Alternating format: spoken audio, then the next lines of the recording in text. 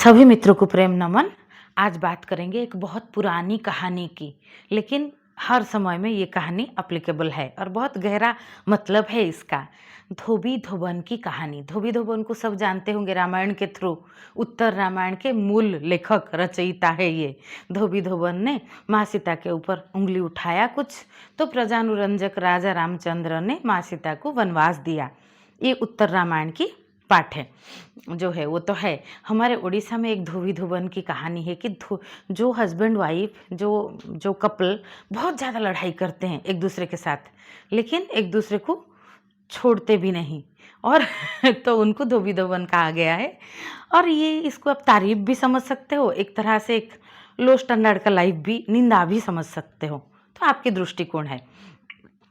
मैं बस कहानी बताई कि धोबी धोबन दिन भर लड़ते रहते हैं और इधर कोई कास्टिज्म की बात नहीं है कि धोबी धोबन कैरेक्टर लिया गया है। जो कैरेक्टर लोक कथा में है मैं वही बोल रही हूँ। जैसे बनिया को लेके कुछ कहानी है, कुछ इसको लेके है, कुछ मारवाड़ी को लेके है, जैन को लेके है। यहाँ बात कोई कास्ट का इसका रेस का नहीं है, तो इसको ये जो गहरा अर्थ में कहा गया है वही समझिए। तो धोबी धोबन दिन भर लड़ते हैं, फिर शाम को सज धज के अच्छा कपड़ा पहन के जाते हैं सिनेमा देखने। अगले दिन फिर उठते हैं, फिर दिन भर लड़ते हैं। सेम लाइफ रिपीट पैटर्न में। एक कहानी में आपको और एक कहानी बताती हूँ। एक फ्रॉग को, मेंढक को आप गर्म पानी में डाल दो, वो तुरंत उछल के बाहर कूद लेगा, कूद के चला जाएगा, है ना। तुरंत वो कम से कम कूदने का कोशिश करेगा, था चाहे हाथ पैर थोड़ा जल जाए तुरंत लगने में, लेकिन उसका वो सक्सेस रहेगा कूदने में। लेकिन और एक फ्रॉग को एक पानी में रख के थोड़ा धीमी आंच में गर्म करो, तो उसको पहले लगेगा मज़ा आ रहा है, थोड़ा थोड़ा कोमट पानी, हल्का उषुम पानी हमें अच्छा लगता है। फिर पानी का तेज़ थोड़ा बढ़ाते जाओ। फिर जब उसकी बॉडी टॉलरेंस के बाहर होगा, वो उछल के बाहर कूद के बाहर जाने को कोशिश करेगा, लेकिन नहीं जा पाएगा, क्योंकि वो उसका एनर्जी लेवल डाउन हो चुका है कि वो जो पॉइज़न उसे दिया जा रहा था कंटिन्यूअस, उससे बाहर निकल पाए। टॉक्सिक रिलेशनशिप ऐसा होता है कि आप उससे बाहर नहीं निकल पाओगे। आपको लगेगा हाँ ठीक है, हम तो दोस्त थे, ऐसे हो गया। बार बार रिपीटेड पैटर्न में कुछ गड़बड़ दिखे, फिर भी आप चिपक के उधर रहो, तो वो धोबा धोबन की कहानी का पार्ट हो, आप कहानी का हिस्सा हो, और कुछ नहीं है। तो ऐसा है। मैं व्हाट्सएप ग्रुप्स में भी बहुत देखा। व्हाट्सएप ग्रुप क्या है, कुछ लोगों को लेके बना है, तो वो एक मॉडल जैसा समाज में हम ले सकते हैं कि, और आसपास तो की बहुत जगह पे भी इस तरह की चीज़ें देखा है। लोग एक दूसरे के साथ एक जॉइंट फैमिली जैसा कर लेते हैं।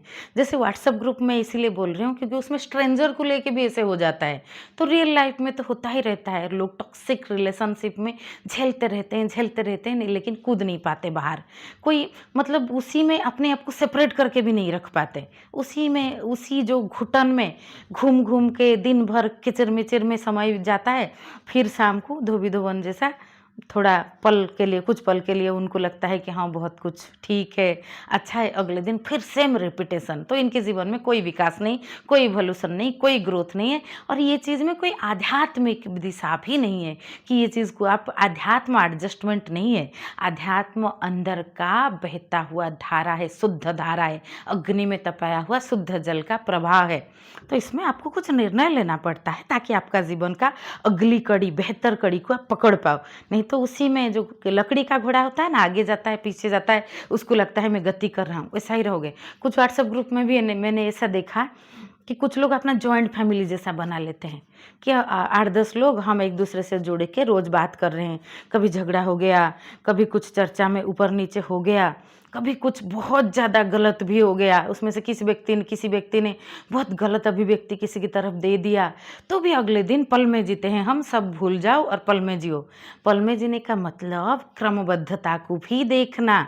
पल में जीने का मतलब अभी के समय को की गहराई में खो जाना और सुरक्षा। कई जीवन की जो तलकू, इसका मतलब नहीं है कि आप चूक जाओ। मैं पल में जीने के चक्कर में, कोई व्यक्ति मुझे रोज़ अपमान दे रहा है, मैं बोलूँगी मैं पल में जी रहा हूँ, फिर जाके उसमें नई तरह के अभिव्यक्त हो रही हूँ, और ये चीज़ आपका मेमोरी कार्ड में है, तो ये पल में जीने को आप फ्रेम कर रहे हो, तो ये बहुत बड़ा डेंजर है।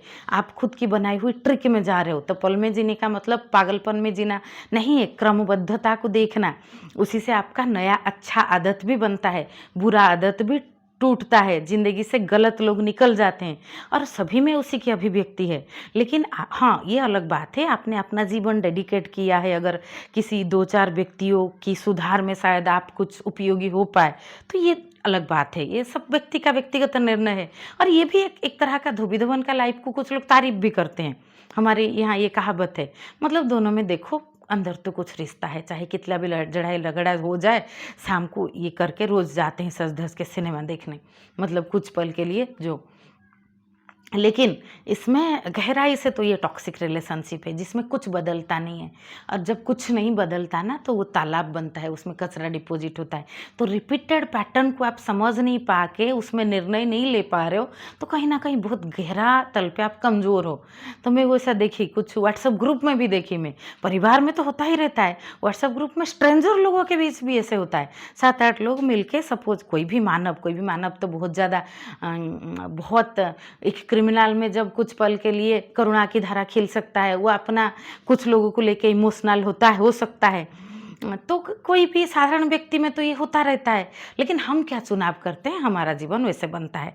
हम थोड़ी उस चीज़ को चुनाव करेंगे, तो जो है कोई चुनाव करता है तो उसका व्यक्तिगत हो सकता है, कोई चुनाव करता है कि नहीं ये व्यक्ति मेरा मित्र है, इसको इसकी सुधार में मेरा समय, ऊर्जा, जीवन में ज़्यादा लगाऊँ तो ठीक है। ठीक है, एक व्यक्ति को भी आप अगर कुछ सुधार पाए, आपको ऐसा लगता है और इस तरह से अगर वो सुधरेगा ऐसा आपको दिख रहा है, तो ठीक है। और नहीं तो कुछ व्यक्तियों का रहता है वो इसी धोबी-धोबन के पैटर्न में अपना समय बिताते हैं कि अपना जो रेचन कर्म होता है, अपना रिलीज़ होता है, फिर वो उसमें अगले दिन वो जीने का थोड़ा होप मिलता है। उनके जीवन में और गहराई नहीं होता, बस ये इसी तल का उछल-कूद रहता है और कुछ नहीं।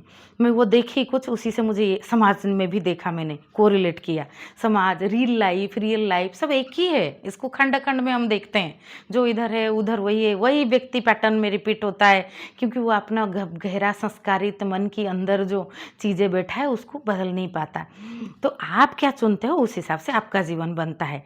नहीं तो ये एडजस्ट करके हाँ, मैं दोस्त 8 साल से मेरा मित्र है, बहुत गलत किया, बहुत गलत मैंने देखा उसको अभिव्यक्त होते हुए, लेकिन मेरे 8 साल से मित्रता है, तो और कुछ उसका अच्छा है जो मैं समझता हूँ, तो उससे जुड़ा हुआ मैं उसी चीज़ में करूँ, उसी पैटर्न में मैं जीऊँ, तो ये रिपीटेड पैटर्न में जीना है।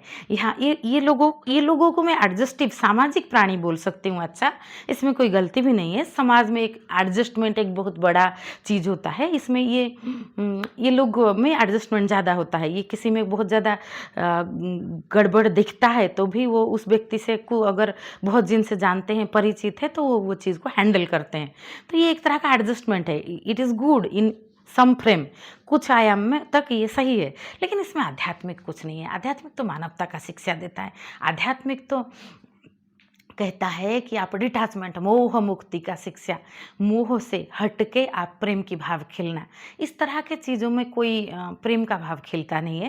ये एक तरह से घिसा-पिटा जीवन को धोते जाओ, ढोए जाओ बहुत लंबा समय तक, इस तरह के है। तो अपने अपने प्रज्ञा को अपडेट करके रखिए, नहीं तो तालाब बन जाएगा जीवन, समंदर नहीं बन पाओगी। वही घिसी-पिटी बात जो है दोहराते रहोगे, जीवन एक दोहराव हो जाएगा उसी पैटर्न का, फिर आप के मन में धारणा बैठ जाएगा, यही मेरा पैटर्न है, यही खाई में मुझे उछल कूद करके जीवन देना है।